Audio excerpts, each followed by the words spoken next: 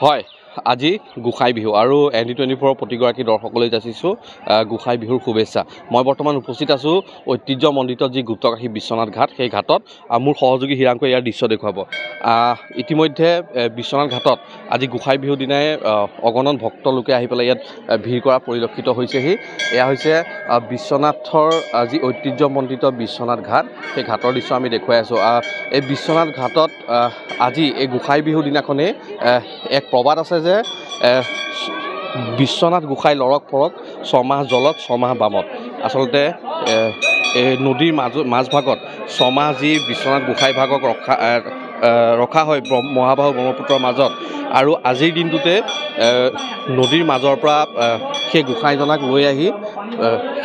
লৈ আহি আচলতে বিশ্বনাথ ঘাটৰ এই যি দেৱালয় আছে, সেই দেৱালয়তে কিছু সময়ৰ বাবে ৰাখি ইয়াতে যি প্ৰচলিত ৰীতি নীতি অনুসৰি ইয়াৰ পৰা বিশ্বনাথ দেৱালয়ৰ পৰা উত্তৰে প্ৰায় 5 কিলোমিটাৰ দূৰত এক অস্থায়ী মন্দিৰলৈ লৈ যোৱা হয়। আচলতে এনেধৰণে যি 340 বছৰীয়া পৰম্পৰা, সেই পৰম্পৰা অটুট ৰাখি এনেদৰে আচলতে তেখেতলোকে আজি এই গোসাই ফুৰোৱা যি উৎসৱ, সেই উৎসৱ ভাগ তেখেতলোকে পালন কৰিবলৈ ওলাইছে। আৰু আমি যি বিশ্বনাথ ঘাট দেৱালয়ৰ দৃশ্য সেয়া আমি দেখুৱাই আছোঁ ND24 দৰ্শকসকলক। আৰু আমি কিছু লোক আছে, আমি তেখেতলোকৰ সৈতেও কিছু কথা পাতিবলৈ চেষ্টা কৰিম। আৰু এনেধৰণে দেখা গৈছে যে 340 বছৰ অতিক্ৰম কৰিছে ইতিমধ্যে, 340 বছৰ ইতিমধ্যে অতিক্ৰম কৰিছে। আৰু স্থানীয় কিছু লোক আছে মন্দিৰ পৰিচালনা কমিটিৰ, আমি তেখেতলোকৰ মন্তব্য ল'ব চেষ্টা কৰিম। দাদা, মই আপোনাৰ ওচৰলৈ আহিছোঁ। প্ৰথমে ৰঙালীৰ শুভেচ্ছা জনাইছোঁ দাদা। ধন্যবাদ। এইকণ সুযোগত মই সদৌ অসমবাসী লগতে আপোনালোকৰ এই চেনেললৈও নতুন বছৰৰ শুভেচ্ছা আৰু গোসাই বিহুৰ ওলগ জনাইছোঁ। আপোনালোকে জানে এয়া গুপ্তকাশী বিশ্বনাথ দেৱালয়। প্ৰথম কথাটো, আজি 340 বছৰীয়া এক পৰম্পৰা অক্ষুণ্ণ ৰাখি আপোনালোকে গোসাই ফুৰা যি উৎসৱ এয়া মানি আহিছে।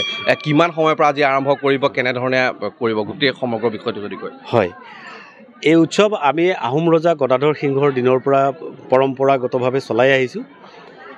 আজি ব্ৰহ্মপুত্ৰৰ মাজৰ যি কাশী বিশ্বনাথ, তাৰ পূজা ইতিমধ্যে সমাপ্ত হৈছে। এতিয়া পাৰৰ গোসাই আমাৰ দোলাত লৈ আমি যাত্ৰা আৰম্ভ কৰিম। এই যাত্ৰা আমি 11 বাজিলে 5 মিনিট থাকোঁতে, তাৰমানে 10:45 আমি ইয়াৰ পৰা যাত্ৰা আৰম্ভ কৰিম। ইয়াৰ পৰা পানী ভঁৰালৰ আমাৰ যি ভিৰগাঁও আছে, সেই ভিৰগাঁও অভিমুখে যাওঁতে আমি ভক্তসকলক আমাৰ ৰাস্তাত যিসকল ভক্তৰ ঘৰ আছে, সকলো ঘৰতে আমি 2 মিনিটকৈ পূজা কৰিম।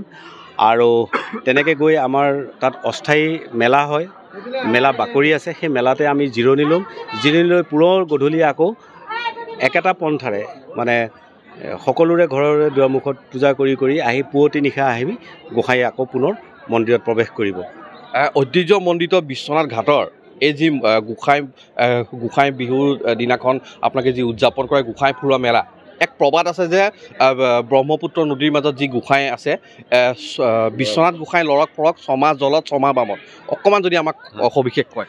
হয়, আচলতে বিশ্বনাথ গোসাঁই লৰক ফৰক, ছমাহ বামত ছমাহ পানীত, ইয়াৰ অৰ্থটো এইটো, মানে ছমাহ পানীৰ তলত থাকে আৰু ছমাহ তেওঁ পানীৰ পৰা ওলাই থাকে। আঘোণ মাহৰ পৰা বহাগ মাহৰ 2 তাৰিখলৈকে আমি তাত পূজা কৰোঁ। মানে এইখিনি সময়ত গোসাঁই ওপৰত থাকে আৰু আজিৰ পৰা এইটো পানীৰ তলত গুচি গ'ল। আপোনালোকে দেখিছে আজি পানী আহিয়ে গ'ল পূৰা। গতিকে ইয়াৰ পৰা ছমাহলৈকে পানীৰ তলত থাকিব। সেইকাৰণে সকলো ৰাইজে বাইদেউ এইটো কয় যে লৰক ফৰক, মানে এবাৰ তলত আৰু ওপৰত, পানীৰ তলত আৰু পানীৰ ওপৰত। এই কথাটোৰ কাৰণে আমাৰ মানে এইটো কোৱা হয়। আপোনালোকে আৰু এটা কথা জনা উচিত হ'ব যে আহোম ৰজা স্বৰ্গদেউ গদাধৰ সিংহ, তেওঁ চুপৰাতফা নাম লৈ যেতিয়া ৰজা হৈছিলে, সেই দিনৰ পৰা এই পৰম্পৰা উৎসৱ লৈ আহোমসকলৰ পৰম্পৰা, যি ৰজাৰ যি নীতি নিৰ্দেশনা বা পৰম্পৰা অক্ষুণ্ণ ৰাখিহে আমি কৰি আহিছোঁ। গতিকে ইয়াত আপোনালোকে দেখিছে আলোৱান লৈ যোৱা হয়। এই আলোৱান অসমৰ কোনো মন্দিৰত নাই। মই আপোনাক সেই কথাটো সুধিব বিচাৰিছিলোঁ যে অন্য বিশ্বনাথ দেৱালয়ত এক আমি আলোড়ন দিয়া দেখোঁ এই গোঁসাই বিহুৰ কাৰণে যিসকল ভক্তগণ লোক আছে এই বিষয়ে আমাক অলপ সবিশেষ আপুনি কওক আলোৱানখন হ'ল আচলতে যেতিয়া আহোম ৰজা দৰবাৰৰ পৰা ক'ৰবালৈ ওলাই যায় বা দেশখন ভ্ৰমণত যায় তেতিয়া 3খন আলোৱান লৈ যায় আৰু তেওঁৰে মন্ত্ৰীসকল কাউন্সিল অফ মিনিষ্টাৰ্ছ যেনে বৰগোহাঁই বৰপাত্ৰ গোহাঁই বুঢ়াগোহাঁই তেওঁলোক গ'লে এখন এখন লৈ যায় আৰু বিশ্বনাথ গোহাঁই যেতিয়া ওলাই যাব 7খন লৈ যায় এইটো পৰম্পৰা হ'ল আহোম ৰজা দিনৰ ইয়াৰ বাহিৰে অসমৰ কোনো মন্দিৰত এই আলোৱানৰ ব্যৱস্থা নাই আলোৱানৰ এটা মহত্ব আছে কি যিসকল ভক্তই আজি দিনটোত আজি ৰাতিপুৱা 7 বজাৰ পৰা এই গোসাঁই ওলাই যোৱাৰ আগলৈকে 10:30 বজালৈকে এই 3.5 ঘণ্টাৰ ভিতৰতে এই আলোৱানখন দিয়া হয় ইয়াৰ পিছত আৰু গ্ৰহণ কৰা নহয়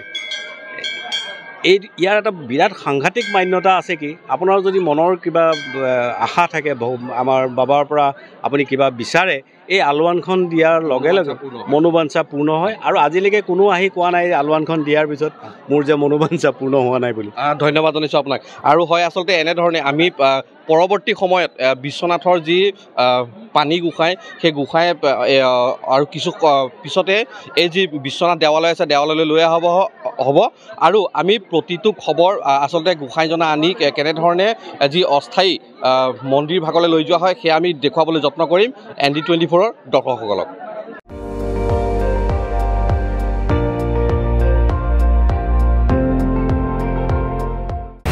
আপুনি চাই আছে ND24 সৰ্বশ্ৰেষ্ঠ নহয় সৰ্বোত্তমৰ দৌৰ